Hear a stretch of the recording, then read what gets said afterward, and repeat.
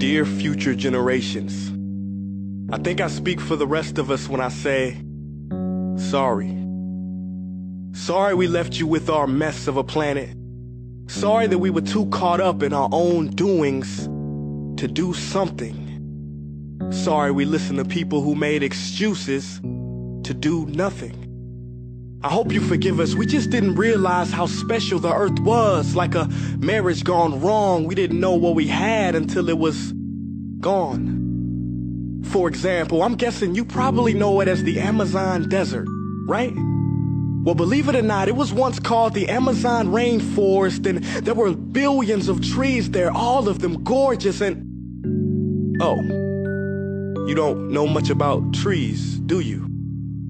Well, let me tell you, trees are amazing. I mean, we literally breathe the air they are creating. They clean up our pollution, our carbon. They store and purify water, give us medicine that cures our diseases, food that feeds us, which is why I'm so sorry to tell you that we burn them down. Cut them down with brutal machines, horrific, at a rate of 40 football fields every minute. That's 50% of all the trees in the world gone in the last 100 years. Why? For this. And that wouldn't make me so sad if it weren't so many pictures of leaves on it. You know, when I was a child, I read how the Native Americans had such consideration for the planet that they felt responsible for how they left the land for the next 7 generations. Which brings me great sorrow, because most of us today don't even care about tomorrow. So I'm sorry. I'm sorry that we put profit above people, greed above need, the rule of gold above the golden rule. I'm sorry we use nature as a credit card with no spending limit, overdrafting animals to extinction, stealing your chance to ever see their uniqueness or become friends with them. Sorry we poison the ocean so much that you can't even swim in them. But most of all, I'm sorry about our mindset, 'cause we had the nerve to call this destruction progress. Hey Fox News, if you don't think climate change is a threat, I dare you to interview the thousands of homeless people in Bangladesh. See, while you were in your penthouse nestled, their homes were literally washed away beneath their feet due to rising sea levels. And Sarah Palin, you said that you love the smell of fossil fuels. Well, I urge you to talk to the kids of Beijing who are forced to wear pollution masks just to go to school. See, you can ignore this, but the thing about truth is, it can be denied, not avoided.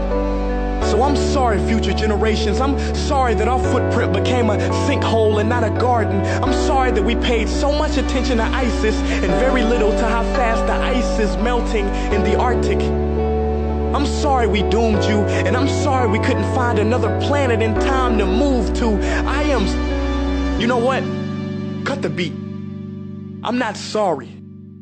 This future, I do not accept it, because an error does not become a mistake until you refuse to correct it. We can redirect this. How?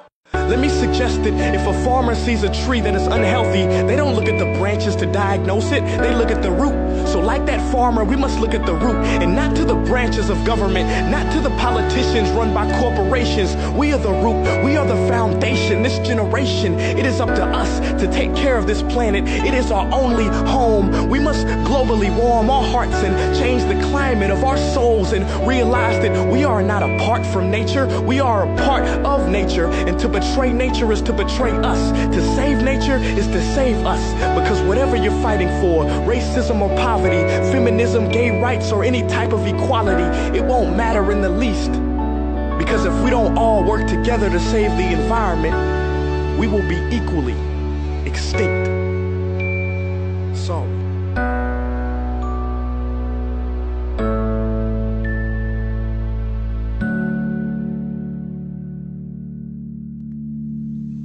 Hey guys, for the past several weeks, I've been here in Africa, the heart of Africa, witnessing the horrific destruction of the rainforest, which inspired me to write this piece. Why are forests being destroyed at such an enormous rate? For this. Today we live in a world where destroying trees makes you money. So what can we, normal people, do about it? One way to directly fight the destruction is to stand for trees. By standing for trees, not only can you save the lives of trees, help forest communities, and protect the rights of animals to live in their homes, but you will also balance the amount of pollution that you yourself give off with your everyday activities, making you a part of the solution and not the problem. This is the option that I chose.